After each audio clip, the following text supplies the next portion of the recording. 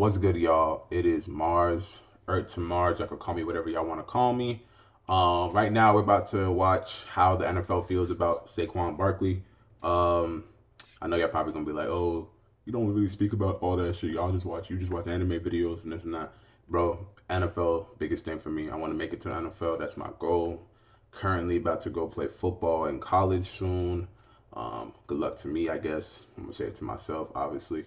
But not to ramble on, but this is literally my favorite running back. Everybody that knows me knows that. Been saying that shit's Penn State. Had to become a Giants fan. I am from New York.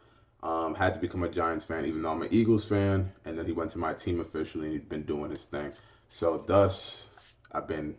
If y'all can see my whole feed, y'all would be like, all right, he really a Saquon fan. But bro, make it even worse. Who that? Saquon Barkley. Come on now. Anyway, but let's just watch this video and see what everybody has to say about him. And y'all stay tuned for the next video. Hopefully something good. I'm sorry I took a break, family business and shit like that, but I'm gonna be back consistently now. The Giants did not appreciate him. And now the rest of the league is facing the consequences of the Giants' stupidity. To me, ain't worth shit because it doesn't always go to the best player. There's nothing wrong with Lamar Jackson nor Josh Allen. But you cannot tell me Saquon Barkley cannot be in the same category or the same breath. They've got good tight ends, they've got good receivers. I mean, real good receivers, and they've got a running back that, arguably is one of the best in the history of the game. I've been trying to tell everybody. Now look. I just had somebody tell me when I was playing Madden today that Jahmyr Gibbs is better than him. That Derrick Henry's better than him. All these people keep saying that they're better, but I'm telling you, Saquon's the best running back in the league. Been saying it since the Giants. Y'all didn't believe me. Generational talent is a phrase that's thrown around a bit too freely. So often these guys appear in the pre-draft process and fail to live up to expectations. But occasionally we do get one that is just so damn good that they deliver on their almost impossible high expectations. And well, Saquon Barkley is one of those guys. He dazzled in New York and is now delivering like an MVP in Philadelphia, and it's not just fans that are taking notice. In today's video, we're gonna go over different times that legend NFL players, coaches, and even analysts talked about what makes Saquon Barkley the greatest running back ever to play football. And at the end of the video, we'll even reveal what Barry Sanders thinks about Saquon Barkley, because this is what NFL legends really think about why Saquon Barkley is the greatest running back ever. Ever since Saquon Barkley rushed for 115 yards and a touchdown in his second college game for Penn State, he's been a superstar. His 3,843 yards and 43 touchdowns ranked second and first in school history respectively, coming at an average of 5.7 yards per carry and earning him the Paul Hornung Award and a consensus All-American selection as a junior. I mean, the dude coming into the 2018 draft was regarded as one of the generational running backs we would ever see, which because of that too, he was pegged to go pretty high in that 2018 draft too, just because of how dominant he was at Penn State. I mean, in fact, in 2018, LaDainian Tomlinson actually thought that Saquon Barkley was worthy of the first overall pick. Tomlinson even admitted that he was flattered that people were trying to compare Saquon and him in 2018. All right, we gotta go because it's actually starting to rain pretty hard. Let's go. Here's what LT said. Saquon, to me, is the best player in the draft. And so if he's the best player in the draft, he should go number one. I think, he's a little bit bigger than I am, but there are some comparisons, the lateral movement, quickness, the power, he can catch the ball, all that stuff. So I can see the comparisons. And honestly too, LT is one of the greatest running backs to ever play the sport. So to hear that coming from LT, and I'm sure when Saquon did hear that, I'm sure that it meant a lot for him to hear what LT was saying about how good he was too. Honestly, I kind of like this more than the jacket I was wearing. I think I'm gonna wear this instead. I kind of like this more. What was bro chatting about, bro? Oh yeah, there we go. Still good content, bro. But also another running back that had something to say was Adrian Peterson, who went on ESPN and check him out though. He makes good I like him. I like him. He's very shifty. He has good speed, great balance. He's everything you would want in a running back. Good hands as well. And after hearing those words too, it sounds like Saquon Barkley is a pretty complete running back, and because of that too, he didn't have to wait long to hear his name on draft day. The New York Giants opted not to get their replacement for Eli Manning and instead went for the generational talent at running back, taking him 2nd overall. That's very high for a running back, but there was little doubt that it was the right choice by the time the 2018 season was over. You see, that's the thing about Saquon too, is that when he came into the league, good ad. He was out of this world good, just like this Nespresso coffee is. And if you guys like it, let me know. Saquon Barkley was the driving force for the Giants offense, collecting 1,307 yards and 11 touchdowns on the ground to go along with a whopping 721 yards and 4 more touchdowns through the air. In total, that added up to 2,028 yards from scrimmage, which led the NFL, making him an easy pick for Offensive Rookie of the Year in a Pro Bowl selection. The Giants struggled to a 5-win record that year, but 2-time champion quarterback Eli Manning knew instantly that the Giants had selected a special talent. The guy is just an unbelievable work ethic, tremendous talent, and he came in his rookie year and was rookie of the year, and you want to figure out ways to get the football in his hands, where you're running the ball, whether you got to throw it to him. I think he was one of our leading receivers that year, his first year. So we found a lot of different ways to get the ball in his hands. Do you know what it's like as a defense, for a defensive player? I play both sides of the field. Do you know what it's like to look at a running back at that size and say, I don't know what the fuck this dude's gonna do? You throw the ball to him, he catches it. You put him at slot, you put him at what you call it, just regular receiver, you feel me? And this nigga's catching it. It's crazy. You put him on a wheel route, he's catching it. You run the ball with him, he's going for at least 4. He's going for at least 4 yards. It's 10 yards to get a first down for people who don't watch football. It's 10 yards. 10. So 4. By the time the third play, if you don't throw the ball again, they switch the defense to a blitz or something. They thinking, okay, you feel me? He gonna run the ball again. It's 8 yards. They only need 2 yards, and he's on the Eagles now. Feel me? Let's say he gets 1 yard. Tush push. First down. They could really just run the ball all game if they really wanted to. It's not that hard. Because he's so explosive. You never know when that play is going to come where he's just going to break one and take it 70 yards like he did the other day in one of the critical moments of the game. Truthfully, Eli Manning's depiction of Saquon Barkley being a big play threat could not be more accurate. It's something that has remained a constant throughout his entire career, posting a longest play of 68 yards or longer in 4 of his 6 completed healthy seasons. A brutal ACL tear in his 3rd season in the NFL did wipe him out for the entire season before further injuries greatly hampered his on-field output in 2021 as well. He got back to game-changing ways with over 1,600 yards from scrimmage in 2022, but another underwhelming campaign in 2023 saw him rush for just 3.9 yards per carry. Truthfully though, this was, however, just pretty much a reflection of just how dismal the New York Giants roster was, who managed just 6 wins in that 2023 season. As we all know, they were a team that's been going nowhere and was going nowhere. And with a lot of money already sunk up into the quarterback Daniel Jones, the Giants front office felt that they were not in the position to keep their stud running back in town somehow. So as we all know, he packed his bags and jetted off to the Giants division rival, the Philadelphia Eagles, where a loaded roster and supremely talented offensive line was waiting. One of those offensive linemen was Lane Johnson, who is surely set for Canton with a Super Bowl ring and 6 Pro Bowls already under his belt. Johnson has already seen some very talented players during his time in the NFL, and even he was shocked that his team had managed to bag such a talented player from their former rival. What do you think about when you think of Saquon Barkley as an Eagle? Just amazed that he's even on our team. I think when you look at him, honestly, when you look at him, he's a generational talent. He's a guy that's 230 pounds, 235. Can flex out wide, play receiver, so just very dynamic. But for me, guys like that can make you look a lot better than maybe than what you are. And Lane Johnson wasn't the only one who was shocked. Everybody in the entire NFL was shocked when Saquon went to the Eagles, but Saquon made the right move by going to the Eagles. Like, I mean, even as Lane Johnson said, this kid is generational talent being wasted on a bad roster. And not only that, he's not even being appreciated. One other person who's quick to vocalize this point and criticize the Giants was fellow NFC East rival Micah Parsons, another player who should be on track for a bust in Canton.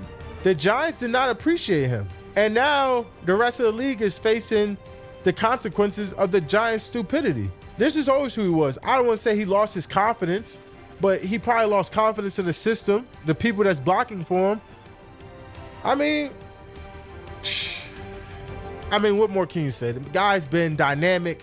He's been worth the money and more. I mean, those are some strong words from a division rival, and he backed it up by also sending out a tweet saying, "Dog, Saquon is the best player in the NFL." I mean, as he pointed out too, the Saquon experience in 2024 with the Eagles has been absolutely insane this year. Like, I mean, the dude rushed for 2,005 yards and 13 touchdowns at a terrifying 5.8 yards per carry, and his touchdown tally could have been way bigger. At the halfway point this season, he had been down at the 1 or 2 yard line on a league-leading 11 times, which, as we all know, is Jalen Hurts' tush-push territory. I mean, nonetheless, though, Barkley was a statistical freak, and no stats sums up his dominance more than the one provided by Bleacher Report. Barkley now has 7 touchdowns this season of 60-plus yards. The next closest in NFL history is Adrian Peterson and Jim Brown with 4. Saquon now has 22% of the NFL's 50-plus yard runs this season. If Saquon runs for 30 yards in the Super Bowl, he will break Terrell Davis's record of most rushing yards in a regular season plus postseason. Yep. Now look away, Giants fans. In 6 seasons with the Giants, Saquon ran for 120-plus yards in a game 10 times. He's now done that 10 times in his one and only season as an Eagle. And in the vein of Saquon always giving props to his offensive line, Barkley is averaging almost 4 yards before contact this season. In his 6 seasons with the New York Giants, Saquon Barkley crossed the 120-yard mark in 10 games. In 1 season with the Eagles, he's crossed the 120-plus yard mark 9 times and has posted 2 other games with 118 and 119 yards respectively. In doing so, Barkley powered the Eagles to 179.3 rushing yards per game in the regular season, helping them win the division with a 14-3 record. Like, I mean, Saquon is just a one-man wrecking crew, and there were many who believed he was worthy of the prestigious NFL MVP award. Where it's so obvious that the only reason this offense is successful, or the main reason this offense is dominant the way they are, is because of how good that player is. There can absolutely be a case made for Saquon Barkley this year and the way he's playing and how he has elevated the offense and what the offense has turned into. Because the team that, you know, we've always been a running team a little bit with Jalen, and kind of the attributes that he brings opens a lot of the run game up. But they have really turned into this run and play action team, first and second down, and they're embracing it. And Saquon, you know, he's just he has now imagine if made Saquon the offense and the team so much better as a player and as a person. I think it's a very good argument that he is the most valuable component to a team this season. Now, as a former Eagle and Jason Kelce might be a little bit biased, then let's see what Hall of Fame running back Emmitt Smith has to say about Saquon Barkley. Who do you think is going to win the MVP this year? Why not Saquon Barkley? The man has rushed for over 2,000 yards and on his way to perhaps breaking Eric Dixon's record, which has not been broken in over 20-some years. A running back gets MVP. A running back is going to ask for more money because he is that guy, and it's going to change the dynamics of all salaries in the National League. Trophy, to me, ain't worth shit because it doesn't always go to the best player. There's nothing wrong with Lamar Jackson nor Josh Allen. But you cannot tell me Saquon Barkley cannot be in the same category or the same breath. I mean, yes, that is a pretty strong argument, but it should come as no surprise to see running backs coming to defend one of their own like that. Another offensive playmaker to make the case for Saquon's MVP bid was Chris Carter, who told Stephen A. Smith this. I mean, he should be. If you see what he does to Philadelphia, because Philadelphia's been able to throw the ball with Jalen Hurts, and they've been able to run the ball a decent amount with Jalen and the other running. And we thought with Kelce leaving that they would lose some of that physicality up front.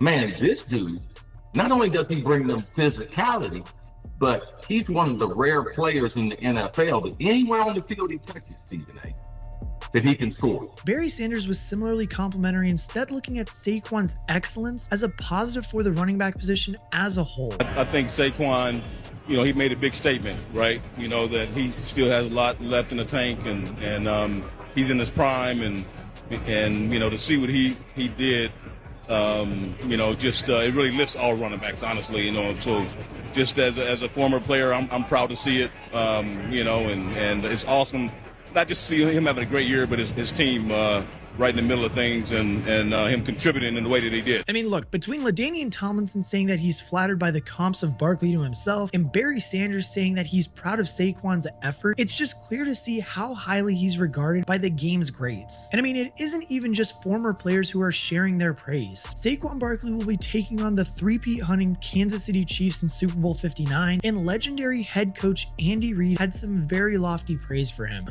They've got good tight ends, they've got good receivers. I mean, real good receivers, and they've got a running back that, arguably is one of the best in the history of the game. So it's and their offensive line, for all those guys to work, their offensive line has to be good too. I mean, as we all do know too, is that Andy Reid certainly knows what it takes to be good in the NFL. And with a win in New Orleans, he'll move even closer to being one of the greatest NFL coaches of all time alongside Bill Belichick. And I mean, speaking of Bill Belichick, despite having been out of the NFL for a year now, the former Patriots head coach had some complimentary things to say about Saquon, in particular sharing why he is so dangerous. I mean, after explaining the threat of the big play from Barkley, Belichick had this to say about how you simply can't stack the box against him. Yeah, well, we've seen people load up on the line of scrimmage, but when Barkley splits it, then it's a 60-yard run. It's all over. So, having layers to your defense is fundamentally what you want to do. You want to have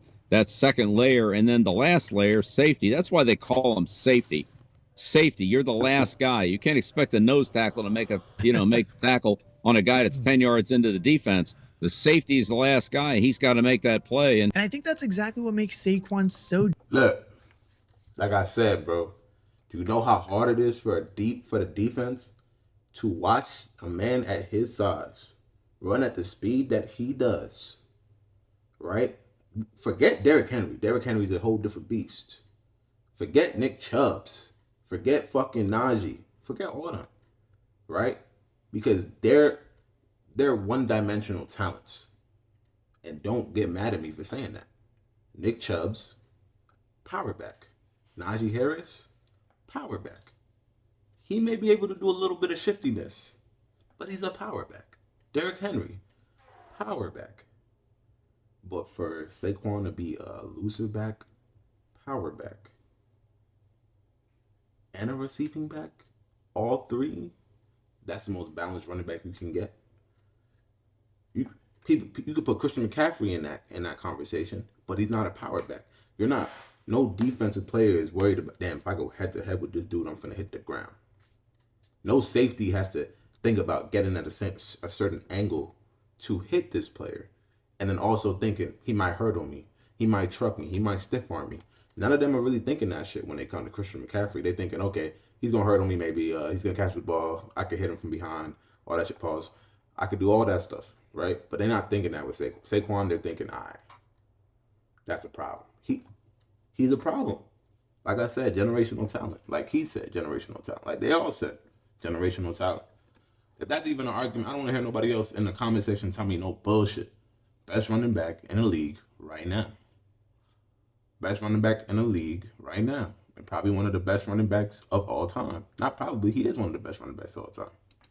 Dangerous. It isn't just a case of loading the line of scrimmage. Stopping him takes an entire defense, and every single player has to play their part. Because, I mean, if he gets into the second level, the risk of a house call is extremely high. In 2024, Barkley had 7 touchdowns over 60 yards, and the next closest to that in a season are the greats like Adrian Peterson and Jim Brown, who only had 4 each. Like, that's just how good Saquon Barkley is. There really is no doubt that he is a special talent, and it's awesome to finally see him get unleashed in a great Philadelphia offense. And if you want to see exactly why the Philadelphia Eagles are a team of destiny, then click this video right here. Hey man, I'm back here. This dude delivered a great video for me. Y'all go check him out. Hold on, let me pull this shit up for me. Y'all go check him out and make sure, look, I'm gonna subscribe. You subscribe. And while you're subscribing to him, make sure y'all subscribe to me. Feel me? So without further ado, this is a great video. I'll catch y'all on the next one. And make sure you remember. Let's have a moment of silence for every man who tried to turn a hoe into a housewife. He was a friend. I let him in my DMs for like 2 months. He was a friend. I let him in my DMs for like 2 months. He wasn't.